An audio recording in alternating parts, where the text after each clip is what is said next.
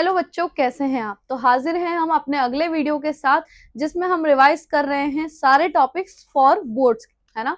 तो अगर आप किसी भी स्टेट बोर्ड से अभी प्रिपेयर कर रहे हैं तो ये वीडियो आपके लिए बिल्कुल हेल्पफुल रहने वाला है।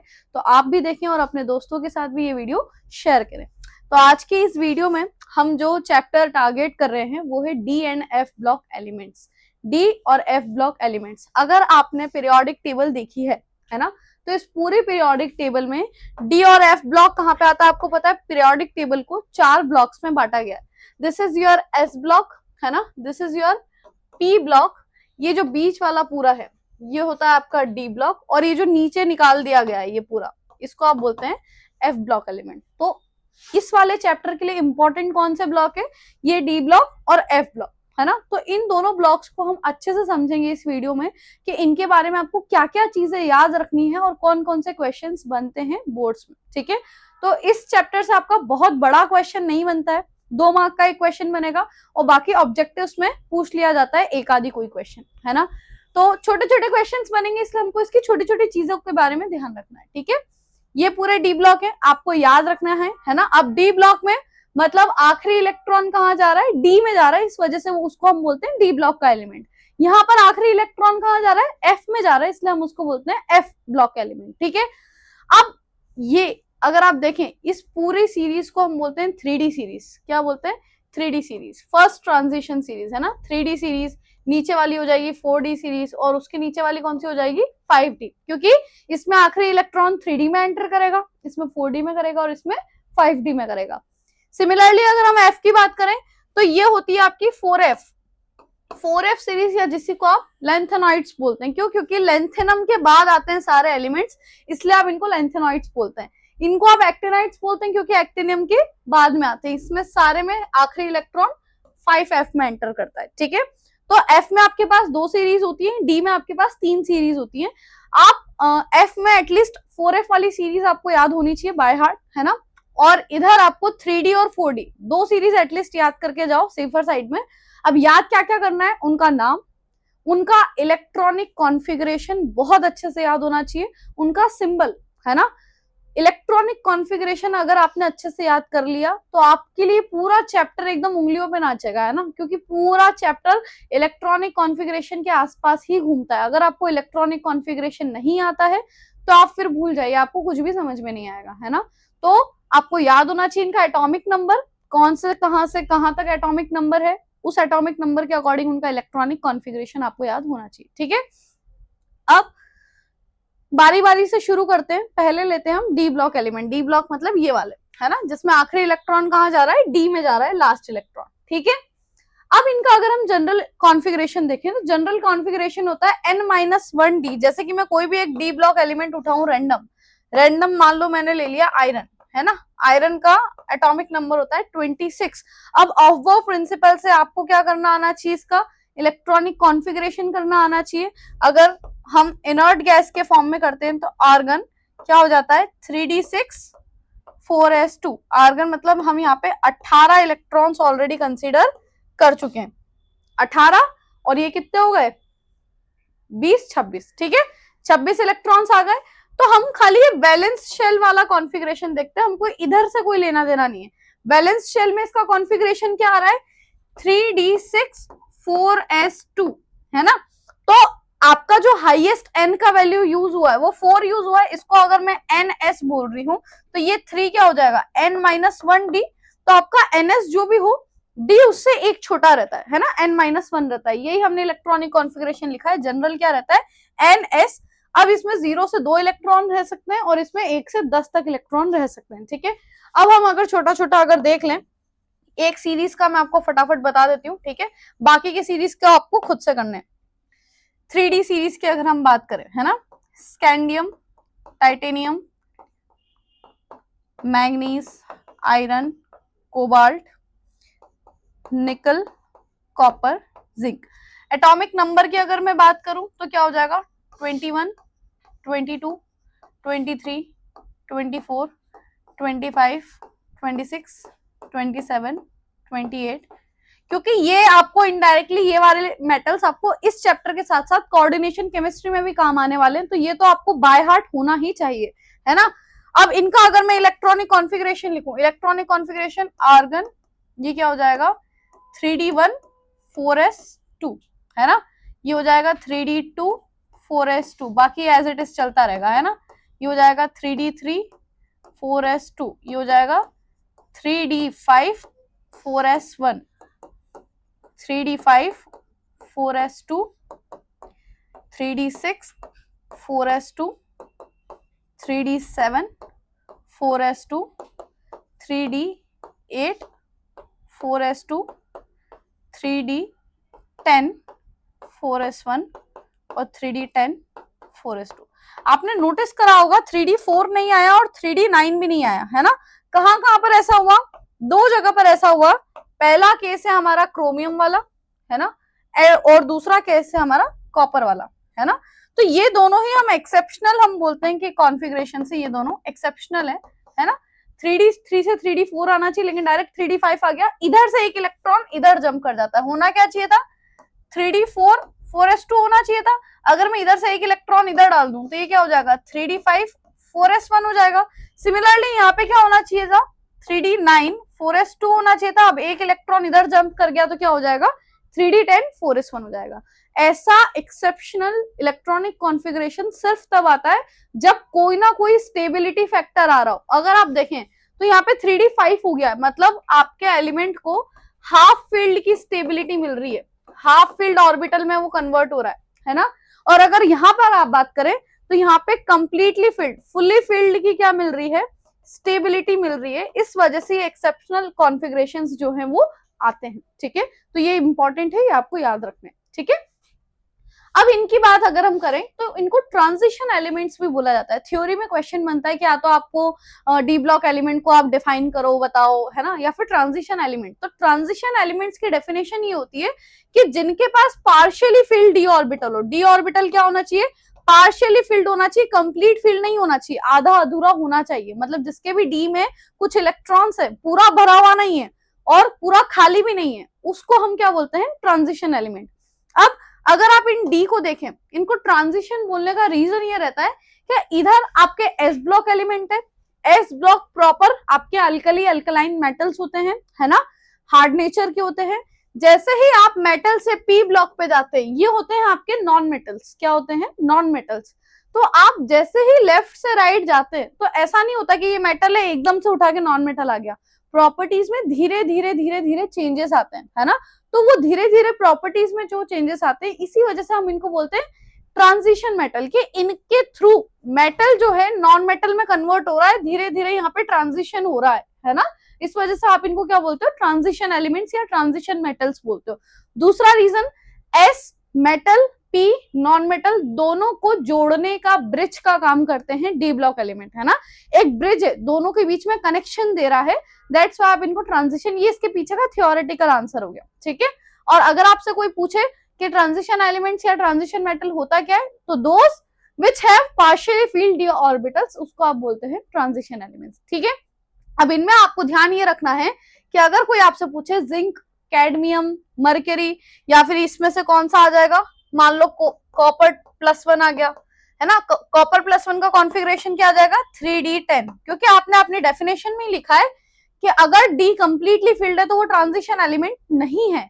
ये सारे है ना zinc copper cadmium copper plus इन सभी को आप डी ब्लॉक का एलिमेंट कंसीडर करोगे, बिल्कुल डी में आ रहा है डी ब्लॉक है, लेकिन ये ट्रांजिशन एलिमेंट नहीं है। तो ये डायरेक्ट रीजनिंग में क्वेश्चन आता है कि ये सब ट्रांजिशन एलिमेंट क्यों नहीं है और क्यों ये डी ब्लॉक के एलिमेंट है। ठीक है, तो आपको याद होना चाहिए क्योंकि इनके पास पार्शियली डी फील्ड ऑर्बिटल्स नहीं है, पार्शियली फील्ड नहीं है, या तो कंप्लीट खाली होगा कंप्लीटली फील्ड होगा, तो आप इसको डी ब्लॉक का एलिमेंट तो बोलोगे लेकिन इनको ट्रांजिशन एलिमेंट आप नहीं बोलोगे। ठीक है, ध्यान रखना। बढ़ते हैं अगले टॉपिक पे। अब है आपको इनकी प्रॉपर्टीज देखनी, कौन कौन सी प्रॉपर्टीज है जो आपको इनकी याद रखनी है। सबसे पहली और इंपॉर्टेंट प्रॉपर्टी है atomic and ionic radius.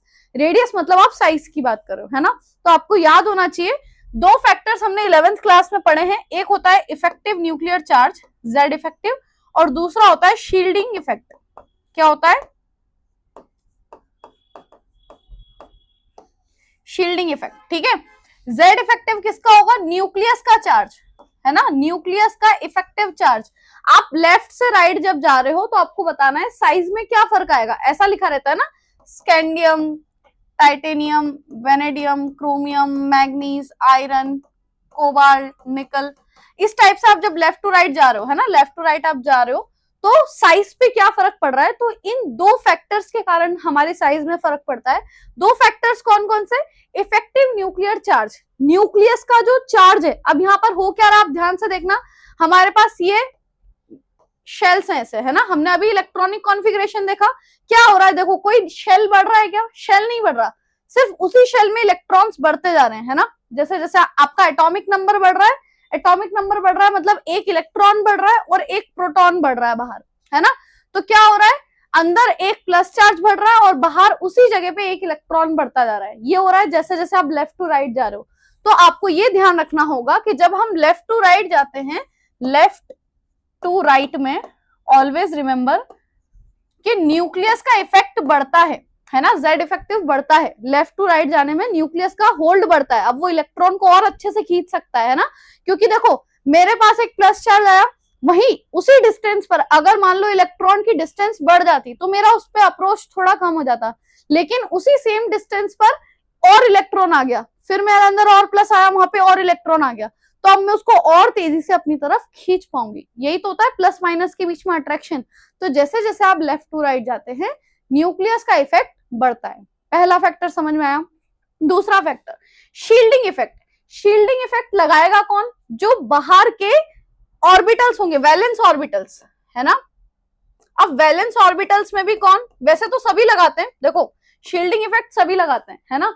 Shielding effect का मतलब ये रहता है कि ये आपका न्यूक्लियस है, ये बाहर की शेल्स है ना, आपका आखिरी इलेक्ट्रॉन मान लो आ रहा है यहाँ पर, है ना, और ये न्यूक्लियस पे बहुत सारा प्लस चार्ज है, ये बहुत सारा प्लस चार्ज है ना।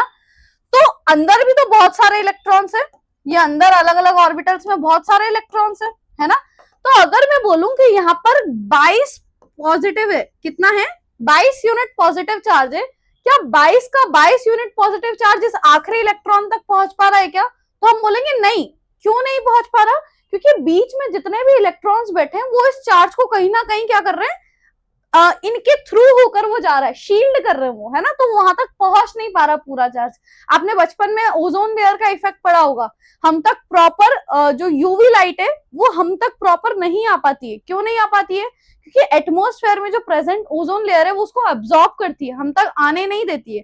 तो वो हमको जो ओजोन लेयर है वो क्या कर रही है, यूवी रेडिएशन से हमको शील्ड कर रही है, बचा रही है ना।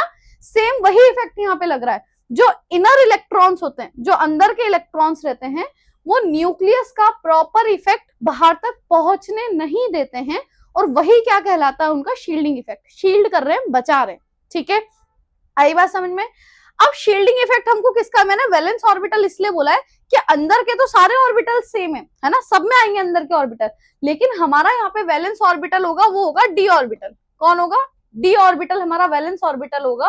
तो क्योंकि इलेक्ट्रॉन डी में एंटर कर रहा है ना हमारा, बाकी तो 4s तो है ही सही, 3d में इलेक्ट्रॉन एंटर कर रहा है, तो डी का जो, अगर मैं आपको शील्डिंग इफेक्ट का ऑर्डर बताऊं तो शील्डिंग इफेक्ट का ऑर्डर ये होता है sp-d-f।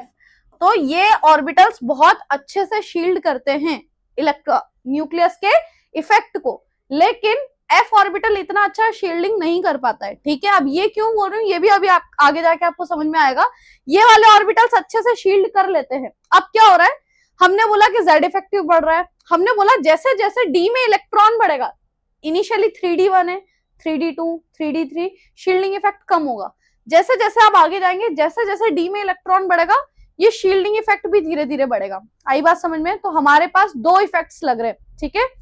जेड इफेक्टिव जब बढ़ता है तो जेड इफेक्टिव क्या करता है, साइज के इनवर्स रिलेटेड होता है, साइज को घटाता है। जेड इफेक्टिव जितना ज्यादा होगा साइज उतना कम होगा। क्यों? अगर न्यूक्लियस इलेक्ट्रॉन को खींच रहा है तो साइज छोटा होगा, है ना। जेड इफेक्टिव बढ़ा, साइज छोटा हो जाता है। शील्डिंग इफेक्ट की बात करें, अगर शील्डिंग इफेक्ट बढ़ रहा है मतलब ये वाले इलेक्ट्रॉन्स न्यूक्लियस का इफेक्ट पहुंचने ही नहीं दे रहे हैं बाहर तक, तो साइज पे क्या होगा, साइज पे कोई असर ही नहीं पड़ेगा, तो साइज बढ़ेगा, है ना।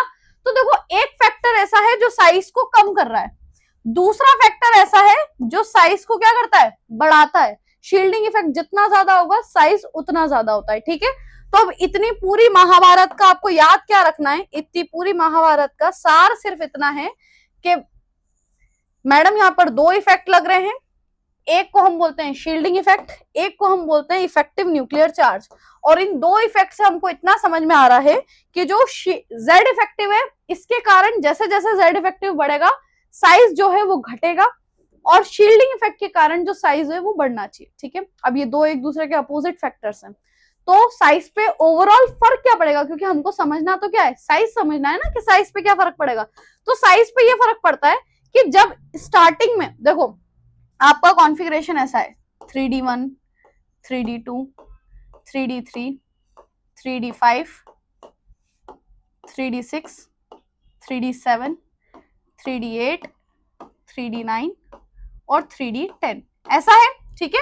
तो जब यहाँ पे डी में इलेक्ट्रॉन्स कम है तब शील्डिंग इफेक्ट इतना डोमिनेट नहीं करेगा, यहाँ पर डोमिनेट करता है जेड इफेक्टिव। कौन डोमिनेट करता है, जेड इफेक्टिव। अब जेड इफेक्टिव दो फोर्स लग रहे हैं अलग से, जो डोमिनेट करेगा साइज उसके हिसाब से बदलेगा। अगर जेड इफेक्टिव डोमिनेट कर रहा है मतलब शुरू में आप देखेंगे कि जब आप लेफ्ट टू राइट जाओगे तो साइज क्या होगा, घटेगा, साइज डिक्रीज होगा, ठीक है। कुछ देर के लिए क्या हो जाएगा, कुछ देर के लिए क्या हो जाएगा, जेड इफेक्टिव और आपका शील्डिंग इफेक्ट दोनों बराबर हो जाएंगे, क्योंकि अब देखो जैसे जैसे डी में इलेक्ट्रॉन्स बढ़ने लग गए अब शील्डिंग इफेक्ट भी पावर में आने लग जाएगा। अगर दोनों इफेक्ट लगभग बराबर हो गए तो आप बोल देंगे यहाँ पे साइज लगभग क्या हो जाएगा, कांस्टेंट हो जाएगा, बराबर हो जाएगा, ठीक है। और एंड में क्योंकि अब यहाँ पर क्या हो गया, यहाँ पर बहुत ज्यादा डी इलेक्ट्रॉन्स हो गए हैं, इनका शील्डिंग इफेक्ट अब डोमिनेट करेगा, और अगर शील्डिंग इफेक्ट डोमिनेट करेगा तो साइज क्या हो जाएगा, बढ़ जाएगा। साइज का आपको एक्चुअल रीजन समझ में आना चाहिए। डी ब्लॉक में क्या होता है, साइज पहले घटता है, थोड़ी देर कांस्टेंट होता है और साइज फिर से बढ़ जाता है जैसे जैसे आपका एटॉमिक, ये साइज और ये एटॉमिक नंबर के साथ अगर आप ग्राफ बनाते हैं तो इस टाइप से आपको ग्राफ देखने को मिलता है। आई होप आपको दो इफेक्ट्स के थ्रू समझ में आया होगा। अगर नहीं समझ में आया तो एक बार वीडियो को रोको, फिर से देखो, है ना, कि क्या एक एक रीजन है, बुक में पढ़ो तो आपको एग्जैक्ट समझ में आ जाएगा कि यहाँ पर हमने साइज में कैसे वेरिएशन देखा है, ठीक है। तो साइज अगर आपको समझ में आ गया है तो हम बढ़ते हैं आगे। वेरिएबल ऑक्सीडेशन स्टेट, जो आपके डी ब्लॉक के एलिमेंट्स होते हैं वो अलग अलग ऑक्सीडेशन स्टेट बताते हैं। उसका रीजन क्या है, उनका जो आउटर मोस्ट शेल होता है वो इनकम्प्लीटली फील्ड होता है। अभी हमने आयरन का देखा था, आयरन का क्या होता है 3d6 4s2, है ना, क्या होता है 3d6 4s2। मान लो मैं इसके दो इलेक्ट्रॉन निकाल लूं तो ये कन्वर्ट हो जाएगा 3d6 में। मैंने क्या करा, इसके दो इलेक्ट्रॉन्स क्या कर दिए, निकाल दिए, दो इलेक्ट्रॉन निकाल दिए, काय में कन्वर्ट हो गया 3d6, मतलब ये हो गया आयरन 2+, एक ऑक्सीडेशन स्टेट आ गया, है ना। अब इसमें से मैंने क्या करा, मैंने इसमें से 3 इलेक्ट्रॉन निकाल लिए तो ये काय में कन्वर्ट हो जाएगा 3d5, 3 इलेक्ट्रॉन निकाल लिए तो अब ये क्या हो गया आयरन 3+। तो क्योंकि उसके पास वैलेंस शेल ऐसी है कि वो अलग अलग ऑक्सीडेशन स्टेट्स बता सकता है ना, और वो भी स्टेबल ऑक्सीडेशन स्टेट्स होती है ना। आप किसी की भी लो, क्रोमियम की ले लो, कॉपर की ले लो, कॉपर क्या करेगा, कॉपर +1 भी शो करता है, कॉपर +2 भी शो करता है ना। तो उसकी जो शेल है वो इस टाइप से डिजाइन। अभी आप जो अल्कली अल्कलाइन पढ़ते थे, जैसे कि सोडियम का हम पढ़ते थे, सोडियम के पास 11 इलेक्ट्रॉन है, सोडियम ने 1 इलेक्ट्रॉन दिया, है ना, अब वो 10 में कन्वर्ट हो गया, इससे ज्यादा उसके पास पॉसिबिलिटी ही नहीं, वो दे ही नहीं सकता, उसका इनर्ट कॉन्फ़िगरेशन आ चुका है। लेकिन यहाँ पर ऐसा नहीं है, इनका इनर्ट कॉन्फ़िगरेशन ये अभी उसके डी के पास इतनी सारी। और अब जैसे कि अगर हम यहीं पे मैंगनीज की बात करें, मैंगनीज का क्या होता है 25, 3d5 4s2, ये इसका कॉन्फ़िगरेशन होता है। वो 2 इलेक्ट्रॉन दे सकता है, 3 दे सकता है, 4 दे सकता है, 5, ये +7 तक शो कर सकता है, मैंगनीज +7 ऑक्सीडेशन स्टेट तक भी शो कर सकता है। तो क्योंकि उनका इनर्ट कॉन्फ़िगरेशन इतनी जल्दी आता ही नहीं, उनके पास इतने सारे ऑप्शंस रहते हैं कि वो अलग अलग ऑक्सीडेशन स्टेट को शो कर सकते हैं। ये रीजनिंग में क्वेश्चन पूछा जाता है तो ये भी आपको आना चाहिए, ठीक है। आगे मैग्नेटिक प्रॉपर्टीज, है ना, मैग्नेटिक प्रॉपर्टीज हमने देखा कि जब ये ऑक्सीडेशन स्टेट्स शो करते हैं तो इनके पास अभी भी डी में कुछ, मान लो आयरन Fe2+ में कन्वर्ट हो गया, डी में कितने इलेक्ट्रॉन्स है, 1 2 3 4 5 6 इलेक्ट्रॉन है है ना, डी में 6 इलेक्ट्रॉन बचे। अब ये 6 इलेक्ट्रॉन जो डी में बचे हैं उसमें से अगर आप देखें ये दोनों तो पेयर्ड है ना, ये तो पेयर्ड है, बट ये 4 इलेक्ट्रॉन तो अनपेयर्ड है ना, ये 4 कैसे हैं, अनपेयर्ड इलेक्ट्रॉन है। और हर अनपेयर्ड इलेक्ट्रॉन एक इलेक्ट्रॉन, आपको पता है इलेक्ट्रॉन 2 टाइप के मोशन करता है, एक स्पिन मोशन करता है, अपनी स्पिन में घूमता है, और न्यूक्लियस के आसपास भी घूमता है, ठीक अर्थ जैसे, जैसे अर्थ खुद में भी घूमती है और ऐसे सन के आसपास घूमती है ना, 2 मोशन करता है, एक स्पिन मोशन और एक ऑर्बिटल मोशन, 2 मोशन कर रहा है। तो जब भी कोई चार्ज पार्टिकल मोशन करता है तो अपने आप में वो एक मैग्नेटिक प्रॉपर्टी क्रिएट करता है ना, उसके अपने आप में एक मैग्नेटिज्म क्रिएट हो जाता है। तो अगर एक अनपेयर्ड इलेक्ट्रॉन है तो उसका कुछ मैग्नेटिज्म होगा, 2 है, 3 है, 4 है। तो जैसे जैसे अनपेयर्ड इलेक्ट्रॉन बढ़ते जाएंगे वो अपने आप में क्या करेंगे, मैग्नेटिक बिहेवियर शो करने लग जाएंगे। इसलिए हम बोलते हैं कि डी ब्लॉक एलिमेंट जो होते हैं, जो डी ब्लॉक एलिमेंट होते हैं वो मैग्नेटिज्म 2 टाइप से दिखाते हैं, या तो वो हो जाते हैं डायमैग्नेटिक, या तो वो हो जाते हैं पैरामैग्नेटिक, है ना। 2 टाइप के कंपाउंड्स होते हैं आपके पास, या तो डायमैग्नेटिक होगा या तो पैरामैग्नेटिक होगा। पैरामैग्नेटिक मतलब क्या, पैरामैग्नेटिक अगर किसी में अनपेयर्ड इलेक्ट्रॉन है, अनपेयर्ड इलेक्ट्रॉन है, अगर अनपेयर्ड इलेक्ट्रॉन है तो वो अनपेयर्ड इलेक्ट्रॉन मैग्नेटिज्म को शो करेगा, मैग्नेटिक बिहेवियर दिखाएगा, और ऐसे कंपाउंड को आप बोलते हैं पैरामैग्नेटिक सब्सटेंस। बट अगर कहीं पर अनपेयर्ड इलेक्ट्रॉन नहीं है, है ना, यहाँ पे अनपेयर्ड इलेक्ट्रॉन कुछ ना कुछ होंगे, यहाँ पे एक भी अनपेयर्ड इलेक्ट्रॉन नहीं होगा, मतलब सारे इलेक्ट्रॉन्स कैसे होंगे, पेयर्ड इलेक्ट्रॉन्स होंगे सारे। जैसे कि अभी एक पेयर था, मान लो आपके पास डी में ऐसा कुछ बचा, मान लो Zn2 पॉजिटिव, 3d10 हो जाएगा, इसका क्या हो जाएगा 3d10। तो कैसा कॉन्फ़िगरेशन हो जाएगा, 1 2 3 4 5 6 7 8 9 10। अब बताओ सारे पेयर्ड है, सारे पेयर्ड है, मैग्नेटिज्म शो कर सकते हैं क्या, नहीं कर सकते, क्योंकि सभी पेयर है। जब तक देखो अब पेयरिंग में हो क्या रहा है, अगर एक इलेक्ट्रॉन ऐसे आप स्पिन घूम रहा है तो दूसरा इलेक्ट्रॉन उतना ही डाउन स्पिन घूम रहा है, तो ये जितना एक डायरेक्शन में क्रिएट कर रहा है मैग्नेटिज्म, दूसरा उसके अपोजिट डायरेक्शन में क्रिएट कर रहा है, तो ये दोनों वेक्टर होते हैं, है ना। अब ये वाला मैग्नेटिज्म, ये वाला मैग्नेटिज्म दोनों एक दूसरे को क्या कर देंगे, कैंसल आउट कर देंगे, तो आपको जो नेट है मैग्नेटिज्म देखने को नहीं मिलता है। ठीक है, तो आपको समझ में आया, you have 2 types of compound, diamagnetic and paramagnetic. ठीक है, अब चलो ठीक है, अनपेयर्ड इलेक्ट्रॉन मैंने बोला, मान लो मेरे पास एक अनपेयर्ड इलेक्ट्रॉन है तब भी वो मैग्नेटिज्म दिखाएगा, मान लो मेरे पास 2 अनपेयर्ड इलेक्ट्रॉन है तब भी वो मैग्नेटिज्म बताएगा, मान लो मेरे पास 3 अनपेयर्ड इलेक्ट्रॉन है तब भी बताएगा ना। बट आपको पता है कि जैसे जैसे नंबर ऑफ इलेक्ट्रॉन बढ़ रहे हैं आपका मैग्नेटिज्म बढ़ेगा, तो आपको ये कैलकुलेट करने के लिए कोई ना कोई तो एक मैथमेटिकल फॉर्मूला होना चाहिए ना, जो आपको मैथमेटिकली बता सके कि कोई कितना मैग्नेटिज्म शो कर रहा है। और उस फॉर्मूले के लिए ही हम यूज करते हैं मैग्नेटिक मोमेंट। क्या यूज करते हैं हम, magnetic moment. Magnetic moment mu से हम रिप्रेजेंट करते हैं, फॉर्मूला होता है √n n+2, जहां पर n क्या होता है आपके पास, n होता है नंबर ऑफ अनपेयर्ड इलेक्ट्रॉन्स। क्या होता है, नंबर ऑफ अनपेयर्ड इलेक्ट्रॉन्स। जैसे कि अभी हमने आयरन में देखा, आयरन में Fe2+ में n का वैल्यू क्या था, 4 था, तो मैग्नेटिक मोमेंट आप कैसे निकालोगे, यहाँ पे हो जाएगा 4 + 2 क्या हो जाएगा 4 × 6, है ना। इसको आप सॉल्व करोगे लगभग 4.8 के आसपास आंसर आएगा, ये हो जाएगा बोहर मैग्नेटॉन। बोहर मैग्नेटॉन क्या होता है, उसका यूनिट होता है। ठीक है, बोहर मैग्नेटॉन यूनिट होता है। अगर म्यू का कुछ ना कुछ वैल्यू आ रहा है, यहाँ पर म्यू का वैल्यू कुछ ना कुछ आएगा जो कि 0 से ज्यादा रहेगा, तब तक आप समझ जाओ कि आपके पास जो सब्सटेंस है वो पैरामैग्नेटिक है। अब यहाँ पर n का वैल्यू 0 है, आप फॉर्मूले में रखो n का वैल्यू 0 मतलब म्यू 0, और म्यू अगर 0 हो गया तो वो कंपाउंड आपका डायमैग्नेटिक हो जाता है। ठीक है, तो बस इससे ज्यादा आपको याद रखने की जरूरत नहीं इसमें। ये सारी मैग्नेटिज्म कब दिखाएगा मैग्नेटिक, क्योंकि डी ब्लॉक के पास बहुत सारे, डी ब्लॉक और एफ ब्लॉक एलिमेंट्स के पास अनपेयर्ड इलेक्ट्रॉन बहुत सारे होते हैं, इस वजह से वो मैग्नेटिज्म भी शो करते हैं। ठीक है, चलो नेक्स्ट है formation of coloured ions. Coloured ions का फॉर्मेशन देखिए, आपके कोऑर्डिनेशन केमिस्ट्री में एक क्रिस्टल फील्ड थ्योरी नाम की एक थ्योरी है, और वो थ्योरी हमको ये बताती है कि अभी जो आप इतने अच्छे से पढ़ रहे हैं ना, कि डी वालों के पास जितने भी डी ब्लॉक एलिमेंट्स होते हैं उनके पास इस टाइप से एक डी सबशेल होता है ना। और डी सबशेल में कितने 5 ऑर्बिटल्स होते हैं, 5 ऑर्बिटल्स होते हैं ना, सबको पता है। और हमको ऐसा लगता है कि 5 ऑर्बिटल्स हमने सेम बना रखे हैं, मतलब सबकी सेम एनर्जी होती है, सेम एनर्जी होती है। लेकिन आपको पता है कि ये कोऑर्डिनेशन कंपाउंड बनाते हैं, और कोऑर्डिनेशन कंपाउंड में क्या होता है, इसमें एक मेटल होता है और उसके आसपास कुछ लिगेंड्स आते हैं, है ना। अगर आपने इससे पुराना वीडियो देखा है तो हमने उसमें कोऑर्डिनेशन केमिस्ट्री में पढ़ा है कि बीच में एक मेटल होगा, आसपास लिगेंड आएंगे, अपने लोन पेयर उसको डोनेट करेंगे, है ना।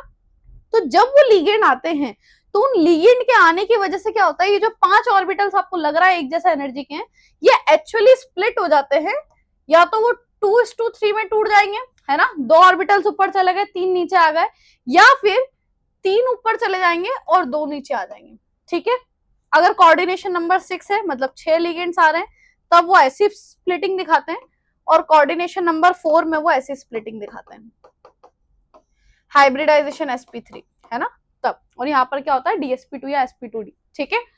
तो अगर ये d ऑर्बिटल्स आपस में स्प्लिट हो गए, है ना, d ऑर्बिटल्स क्या हो गए, स्प्लिट हो गए, अब इन d की सेम एनर्जी नहीं है, 3 नीचे आ गए, 2 ऊपर चले गए। अब हमने क्या बोला, आयरन था, देखो आयरन अभी हम इतने देर से लेकर चल रहे हैं ना, आयरन +2, ये आयरन +2 है, इसके साथ मान लो 6 साइनाइड आए और जुड़ गए, ठीक है। इस टाइप से कॉम्प्लेक्स बना है, ठीक है। +2 -6 -4 चार्ज है, ये K4 हमने काउंटर आयन लगा दिया, ठीक है। अब ये जो 6 लिगेंड्स आए हैं, इन 6 लिगेंड्स की वजह से आयरन की ऑर्बिटल्स ऐसे टूट गई। अब आयरन +2 में हमको पता है कॉन्फ़िगरेशन होता है 3d6, क्या कॉन्फ़िगरेशन होता है, 3d6। अब वो 3d6 को आप क्या करोगे, यहाँ पे फिल करोगे, कैसे करोगे, 1 2 3 4 5 6। अब बोलोगे मैम ये नीचे क्यों भर दिया आपने, है ना, क्योंकि ये स्ट्रॉन्ग फील्ड लिगेंड है। अगर साइनाइड की जगह अगर यहाँ पे आप क्लोरीन ले लेते हैं, क्या ले लेते हैं, क्लोरीन ले लेते हैं, ये ले लिया हमने क्लोरीन, है ना, तो 6 को आप कैसे भरोगे, 6 इलेक्ट्रॉन्स को 1 2 3 4 5 और 6 ऐसे भर दिया, ठीक है। अभी जिसको नहीं समझ में आया स्ट्रॉन्ग फील्ड वीक फील्ड कोई बात नहीं, मैंने 6 क्लोरीन लिए, ठीक है, ऐसा एक कंपाउंड बना जिसकी वजह से डी ऑर्बिटल स्प्लिट हो गया। आप नॉर्मल कैसे लिखते हो, 1 2 3 4 5 6, इतनी देर से हम ऐसे ही लिख रहे थे ना, लेकिन क्रिस्टल फील्ड थ्योरी बताती है कि एक्चुअली लिगेंड आने की वजह से ऑर्बिटल्स ऐसे स्प्लिट हो गए। अब जैसे ही ये स्प्लिटिंग हुई, और अगर बाहर से कहीं से इस कॉम्प्लेक्स को जरा सी भी एनर्जी मिली, तो ये जो इलेक्ट्रॉन रहता है ना, ये इधर से जाके इधर ट्रांजिशन कर देता है, ऊपर चला जाता है ना। ये इलेक्ट्रॉन क्या करेगा, यहाँ से ट्रांजिशन दिखा के ऊपर चला जाएगा। इलेक्ट्रॉन जैसे ही ऊपर जाएगा, एनर्जी को एब्जॉर्ब करके इलेक्ट्रॉन ऊपर जाएगा। तो जब भी इलेक्ट्रॉनिक ट्रांजिशन होता है ना, इलेक्ट्रॉनिक ट्रांजिशन जब भी होता है, उसके बाद आपको पता है ये हाई एनर्जी स्टेट है, वो बहुत देर तक वहां रुकेगा नहीं, और वो इलेक्ट्रॉन वापस नीचे आएगा, है ना। पहले क्या हुआ था, ये ऊपर चला गया था, देखो एक बार मैं आपको ड्रॉ करके बताती हूँ, ये ऐसा हो गया था, है ना। अब वो इलेक्ट्रॉन क्योंकि बहुत देर तक वहां नहीं रुकेगा, वो वापस नीचे आएगा, और जब वो वापस नीचे आएगा तो उसने जितनी एनर्जी ली थी वो उतनी एनर्जी वापस से क्या कर देगा, रिलीज कर देगा, और उस एनर्जी के कॉरेस्पॉन्ड वो कुछ ना कुछ कलर वहां पे छोड़ेगा, और उस कलर का आपको दिखाई देता है ना। तो इलेक्ट्रॉन कहां से कहां जा रहा है, नीचे से ऊपर जा रहा है, कौन सी ऑर्बिटल है, ये डी ऑर्बिटल है ना। और ये ऊपर कौन सी ऑर्बिटल है, ये भी डी ऑर्बिटल है, क्योंकि हमने क्या देखा, हमने यही देखा कि डी ऑर्बिटल 2 साइड्स में टूट गया। तो इलेक्ट्रॉन कहां से कहां जा रहा है, डी ऑर्बिटल से डी ऑर्बिटल में जा रहा है। इसको हम बोलते हैं डी डी ट्रांजिशन, क्या बोलते हैं, डी डी ट्रांजिशन।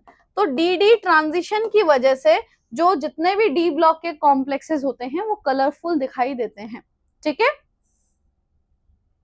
नेक्स्ट है formation of complex compound. Complex compound बनाते हैं, मैंने क्या बोला था जब हमने कोऑर्डिनेशन कंपाउंड पढ़ा था, कि जो सेंट्रल मेटल होता है या तो वो डी ब्लॉक का होगा या तो वो एफ ब्लॉक का होगा। उसका रीजन ये रहता है कि डी और एफ ब्लॉक के एलिमेंट में ही स्मॉल साइज और हाई न्यूक्लियर चार्ज देखने को मिलता है, पहला रीजन, है ना। साइज उनका छोटा होता है और न्यूक्लियस में बहुत ज्यादा चार्ज होता है। अब न्यूक्लियर चार्ज अगर ज्यादा है, मैंने बोला ना जेड इफेक्टिव बहुत ज्यादा है, जेड इफेक्टिव अगर ज्यादा है तो वो बहुत सारे लिगेंड्स को अपनी तरफ अट्रैक्ट कर सकता है, ठीक है। अब अगर अट्रैक्ट कर सकता है, लिगेंड क्या देते हैं, एक लिगेंड एक इलेक्ट्रॉन पेयर डोनेट करता है, मतलब 2 इलेक्ट्रॉन देता है। और आपने क्या देखा, मिनिमम या तो 4 लिगेंड आएंगे, है ना, या तो 6 लिगेंड आएंगे, इस टाइप से बहुत सारे लिगेंड्स आते हैं। तो 4 लिगेंड आएंगे तो ये कितने इलेक्ट्रॉन्स देगा, 4 टू जा 8 इलेक्ट्रॉन्स देगा। 6 लिगेंड आएंगे तो इलेक्ट्रॉन्स कितने मिलेंगे उसको, 12 इलेक्ट्रॉन्स मिलेंगे। तो ये जो 12 इलेक्ट्रॉन्स है, 8 इलेक्ट्रॉन्स है, 10 इलेक्ट्रॉन्स है, इतने इलेक्ट्रॉन्स को एक्सेप्ट करने के लिए मेटल के पास बहुत सारी खाली ऑर्बिटल्स भी तो होनी चाहिए, है ना, वेकेंट ऑर्बिटल, वरना वो एक्सेप्ट ही कहां करेगा। अगर मैं बोलूं कि नहीं भाई मेरे को तो सोडियम के साथ बनाना है कॉम्प्लेक्स कंपाउंड, कैसे बनाएगा सोडियम, उसके पास खाली ऑर्बिटल ही नहीं है।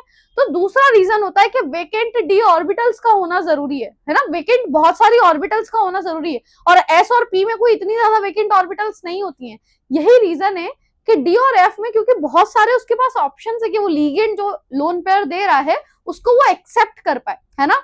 पहला, वेकेंट डी ऑर्बिटल होनी चाहिए। दूसरा, एग्जैक्ट एनर्जी की होनी चाहिए, उसी एनर्जी की होनी चाहिए कि लीगेंड अगर इलेक्ट्रॉन दे तो वो ले पाए। अगर एनर्जी ऊपर नीचे होगी तब भी शेयरिंग नहीं हो पाएगी, ठीक है। तो इन दो रीजंस की वजह से हम बोलते हैं कि जो डी और एफ ब्लॉक के एलिमेंट्स है वो कॉम्प्लेक्स फॉर्मेशन करते हैं, बाकी सब की तुलना में डी और एफ ही कॉम्प्लेक्स को बनाते हैं, ठीक है। कोऑर्डिनेट बॉन्ड बनाने में क्या होते हैं, अब कोऑर्डिनेट बॉन्ड ऐसा नहीं है, देखो कॉम्प्लेक्स अलग चीज है, कोऑर्डिनेट बॉन्ड अलग चीज है, क्योंकि कोऑर्डिनेट बॉन्ड तो कोई एक जना भी बना सकता है ना। सपोज अगर मैं बोलूं BF3 है ना, BF3 है और इधर से NH3 है, नाइट्रोजन अगर इसको लोन पेयर दे दे तो कोऑर्डिनेशन बॉन्ड तो ये भी हुआ, but this is not complex. Complex मतलब जब बहुत सारे लिगेंड्स आके जुड़े और कोऑर्डिनेशन बॉन्ड बनाए मेटल के साथ, तब कॉम्प्लेक्स बनता है ना। आई बात समझ में। आगे बढ़ते हैं हम, फॉर्मेशन ऑफ इंटरस्टिशियल कंपाउंड। देखो ये जितने भी कॉम्प्लेक्स वगैरह हैं ये सॉलिड होंगे, सॉलिड स्टेट में पाए जाते हैं, है ना। अब हमको पता है सॉलिड स्टेट में जो अरेंजमेंट होता है वो कैसा होता है, मान लो पार्टिकल्स ऐसे अरेंज्ड है सारे, है ना, ये पार्टिकल्स अरेंज्ड है, ये कॉम्प्लेक्स आयन बन गया, उसके बाद पार्टिकल्स ऐसे अरेंज हो गए, एकदम सिस्टमैटिक अरेंजमेंट होता है ना। और सिस्टमैटिक अरेंजमेंट वाले सॉलिड को ही हम क्रिस्टलाइन सॉलिड बोलते हैं। क्या बोलते हैं, क्रिस्टलाइन सॉलिड बोलते हैं। तो जब भी ये कॉम्प्लेक्स कंपाउंड बनते हैं ये क्रिस्टलाइन सॉलिड का फॉर्मेशन करते हैं। तो जब कोई क्रिस्टलाइन सॉलिड बनता है, अब आप देखें इसमें बीच में ये जितनी भी स्पेस छूट रही है, आप कितना ही सिस्टम आप ऐसे बिल्कुल एकदम वॉल को टच करके आप बना दो भले, लेकिन एक स्पेस आपको तब भी क्रिएट मिलेगा, है ना। ये स्पेस दिख रहा है आपको, ये वाला, इस स्पेस को हम बोलते हैं वॉइड, एम्प्टी स्पेस। ये जो एम्प्टी स्पेस है ना, एम्प्टी स्पेस, इसी को हम बोलते हैं वॉइड या इंटरस्टिशियल स्पेस, इंटरस्टिशियल स्पेस बोलते हैं हम इसको, ठीक है। तो जब ये क्रिस्टलाइन फॉर्मेशन होता है तो यहाँ पे बीच में कुछ खाली जगह छूट जाती है ना, इंटरस्टिशियल वॉइड्स क्रिएट हो जाते हैं, और उन वॉइड्स में वो वॉइड इतने छोटे होते हैं कि कोई बड़ा एटम तो उसके अंदर नहीं आ पाता, लेकिन छोटी छोटी साइज के जो एटम्स हैं वो उसमें घुस जाते हैं। कौन कौन से, वो आपका हाइड्रोजन हो सकता है, कार्बन या नाइट्रोजन, ऐसे छोटे छोटे एटम्स जो है वो इसके बीच में घुस जाते हैं कहीं ना कहीं। और जब वो इसमें बीच में घुस जाते हैं, यहाँ घुस गया, मान लो हाइड्रोजन, कार्बन, नाइट्रोजन कुछ भी घुस गया, इससे पहले ये प्योर क्रिस्टल था प्योर मेटल था। मान लो मैंने बोल दिया आयरन का मेटल था, प्योर आयरन का मैंने बता दिया ये पूरा सॉलिड था, है ना, प्योर मेटल था। अब आयरन में यहाँ पे बीच में घुस चुका है कार्बन। कौन घुस चुका है बीच में, कार्बन। क्या अब ये प्योर मेटल रहा क्या, नहीं, प्योर मेटल नहीं रहा। तो क्या ये इम्प्योर हो गया, क्या, इम्प्योर का ही साइंटिफिक वर्ड है। हम बोलते हैं कि ये बना चुका है अब एक इंटरस्टिशियल कंपाउंड। इंटरस्टिशियल कंपाउंड मतलब क्या, किसी छोटे साइज के एटम का, है ना, किसी क्रिस्टलाइन सॉलिड के वॉइड में घुस जाना, इसको हम बोलते हैं इंटरस्टिशियल कंपाउंड। अब ये क्यों बनते हैं, इनके बनने से क्या होता है, देखो जो नॉर्मल प्योर मेटल था, आपको पता है जितना प्योर मेटल होता है वो हाईली रिएक्टिव होता है कि नहीं होता। प्योर मेटल क्या होता है, हाईली रिएक्टिव होता है, उसका मेल्टिंग पॉइंट, बॉइलिंग पॉइंट अच्छा खासा, मतलब इतना नहीं होता, वो रिएक्ट फटाफट कर जाता है, फटाफट खराब हो जाएगा, है ना, कोरोजन हो जाएगा, रस लग जाएगा, बहुत जल्दी रिएक्शन देगा, है ना, और बहुत जल्दी खराब भी हो जाता है, ठीक है। तो जैसे ही वो इंटरस्टिशियल कंपाउंड बना, अब उसकी रिएक्टिविटी हो जाती है कम, उसका केमिकल रिएक्शन का चेंज नहीं होता तरीका, जैसा आयरन रिएक्ट कर रहा था ये अभी भी वैसे ही रिएक्ट करेगा, रिएक्शन ये वैसे ही देगा, आपके प्रोडक्ट पे कोई, इसमें प्रोडक्ट में कोई भी फर्क नहीं आएगा, बस अब ये हो जाएगा केमिकली इनर्ट। क्या हो जाएगा, केमिकली इनर्ट, मतलब अब एटमॉस्फेयर से या छोटी मोटी चीजों से इसको इतना ज्यादा फर्क नहीं पड़ेगा। अब जैसे ये केमिकली इनर्ट हुआ, हमको मिल जाता है इसका लार्ज टाइम, ये बहुत टाइम तक हमारे यहाँ क्या कर सकता है, सर्वाइव कर सकता है। अब जैसे ही इसका टाइम बढ़ गया तो ये हमारे काम आएगा, इसका बॉइलिंग पॉइंट, मेल्टिंग पॉइंट बढ़ जाता है, इसकी कंडक्टिविटी बढ़ जाती है ना। तो बहुत सारे प्रॉपर्टीज है, हम जनरलाइज वे में बोल सकते हैं एनहांसमेंट इन प्रॉपर्टीज, एनहांसमेंट इन प्रॉपर्टीज। तो इंटरस्टिशियल कंपाउंड का बनना प्रॉपर्टीज को क्या कर देता है, इनहांस कर देता है, बढ़ा देता है। और किस तरह से बनता है ये मैंने आपको समझा दिया, ठीक है। अगले प्रॉपर्टी की तरफ हम बढ़े तो ये है अलॉय फॉर्मेशन। अलॉय क्या होता है, alloy, what is alloy? It is a homogeneous mixture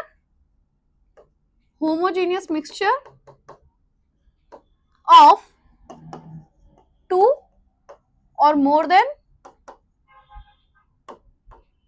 two metals, है ना। जब दो या दो से ज्यादा मेटल्स को आप होमोजीनियसली मिक्स करते हैं तो जब मिक्सचर बनता है उसको आप क्या बोलते हैं, अलॉय बोलते हैं। तो डी ब्लॉक के एलिमेंट्स अलॉय फॉर्मेशन भी करते हैं, मतलब आपने दो मेटल लिए, उनको पिघलाया, मेल्ट करा, अच्छे से लिक्विड में कन्वर्ट कर दिया, उनको अच्छे से मिक्स कर दिया और उसको ठंडा होने के लिए छोड़ दिया, तो अब जो नया बना आप उसको अलॉय बोलोगे, ठीक है। अलॉय और इंटरस्टिशियल कंपाउंड में कंफ्यूज नहीं होना। इंटरस्टिशियल में क्या था कि उसकी वेकेंट साइट में कोई छोटे छोटे नॉन मेटल आके बैठ जाएंगे, यहाँ पर ऐसा नहीं हो रहा, यहाँ पे आप पूरा मिक्स कर रहे हो उसको, है ना, प्रॉपर मिक्स कर रहे हो, दो अलग अलग मेटल्स को, सेम साइज के मेटल्स को मिक्स कर रहे हो, कोई साइज छोटा वोटा नहीं हो रहा यहाँ पे, है ना।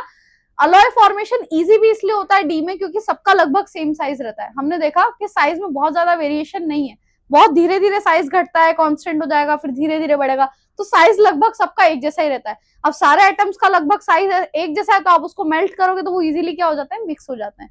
अब आपने देखा होगा आपके घरों पे आप स्टेनलेस स्टील के बर्तन आप यूज करते हो, डायरेक्ट आप लोहे की थाली में खाना नहीं खाते हो, एक बार पानी लगाओगे धीरे धीरे उसमें जंग लग जाएगी, बेकार हो जाएगा, है ना।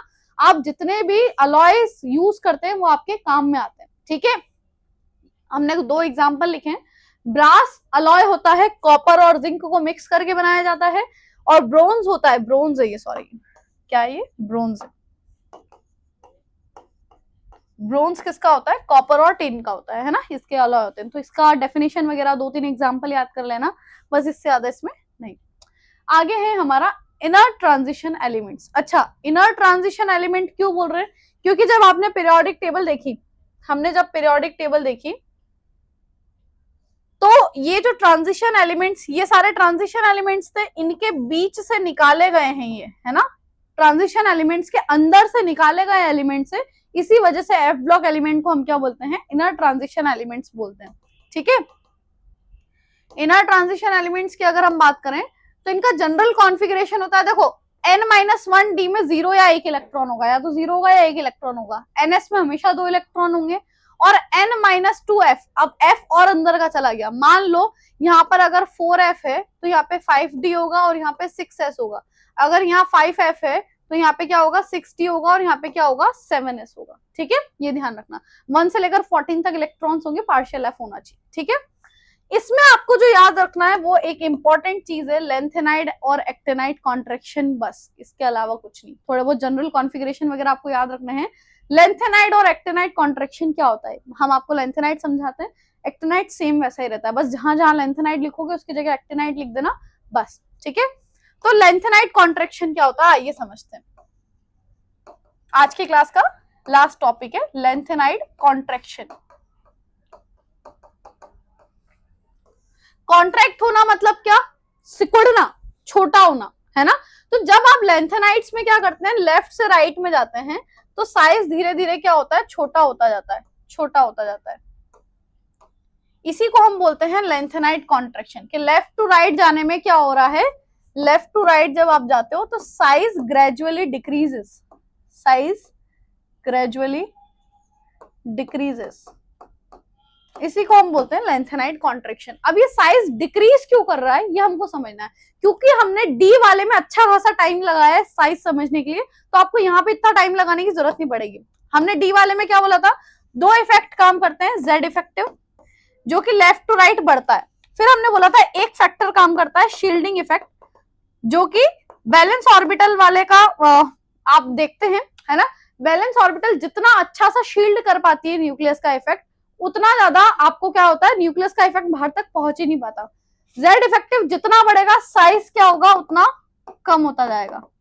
देखो अब शील्डिंग इफेक्ट का क्या है, हमने बोला यहाँ शील्डिंग इफेक्ट कौन लगाएगा, लगाएंगे तो सब हम देखेंगे किसका, एफ। हमने क्या बोला था, एफ ऑर्बिटल सबसे गंदा शील्ड करते हैं ना, सबसे पीछे आ रहे थे, तो इनका जो शील्डिंग इफेक्ट होता है वो होता है पुअर शील्डिंग इफेक्ट। अब देखो अगर ये पुअर शील्डिंग इफेक्ट है ही नहीं, शील्डिंग इफेक्ट ना के बराबर है, तो एक ही फैक्टर था जो साइज को बढ़ाने में कंट्रीब्यूट कर रहा था, है ना, वो फैक्टर भी यहाँ से हट गया। अब आपके पास सिर्फ एक ही फैक्टर है, वो है जेड इफेक्टिव, न्यूक्लियस का इफेक्ट। तो जैसे जैसे एटॉमिक नंबर बढ़ता जाता है, आपके पास एक प्लस चार्ज एंटर हो रहा है, एक नेगेटिव चार्ज एंटर हो रहा है, और सिर्फ न्यूक्लियस का इफेक्ट बढ़ रहा है, और there is no shielding effect providing by any orbitals, क्योंकि एफ ऑर्बिटल्स का जो शील्डिंग इफेक्ट है वो बहुत पुअर है। तो अब क्या होगा, जब ये वाला दुश्मन हट ही गया, तो हमारे पास एक ही फैक्टर है शील्डिंग इफेक्ट, जिसके कारण साइज घटना चाहिए, और ग्रेजुअली क्या होता है, साइज घटता जाता है। इसी को आप बोलते हैं लेंथेनाइट कॉन्ट्रैक्शन। लेंथेनाइट्स की जगह एक्टिनाइट्स लगा देना, सेम क्या हो जाएगा, एक्टिनाइट कॉन्ट्रैक्शन। आपको यहाँ से दो क्वेश्चन याद करने हैं, difference between lanthanides and actinides, lanthanides and actinides, इनके डिफरेंस याद कर लेना। वही इनका जनरल कॉन्फ़िगरेशन क्या होता है, ये थोड़े ज्यादा रिएक्टिव होते हैं, इनका ऐसा होता है, इनका आखिरी इलेक्ट्रॉन इसमें एंटर कर रहा है, इनका कॉमन ऑक्सीडेशन स्टेट ये होता है, वो होता है। इस टाइप से 5 पॉइंट का कोई अच्छा सा डिफरेंस याद कर लेना। दूसरा आपको क्वेश्चन जो याद करना है, वो याद करना है difference between D block and F block elements, ठीक है, एफ ब्लॉक एलिमेंट्स, इनके बीच में आपको डिफरेंस याद करना है, ठीक है। तो ये 2-3 क्वेश्चन आपके हो जाएंगे, तो ये चैप्टर पूरा अच्छे से कंप्लीट हो जाएगा। तो आई होप आपको पूरा चैप्टर अच्छे से समझ में आया होगा। जो पॉइंट समझ में नहीं आया, एक बार वीडियो रोको, फिर से देखो, बार बार देखो, नोट्स पढ़ो, बुक्स में पढ़ो, पूरा समझ में आ जाएगा। और फिर भी अगर कोई डाउट रह जाता है तो आप कमेंट में बिल्कुल लिख सकते हैं, ठीक है। तब तक के लिए आप जुड़े रहें, नेक्स्ट वीडियो का वेट करें। Keep watching, keep learning, thank you so much.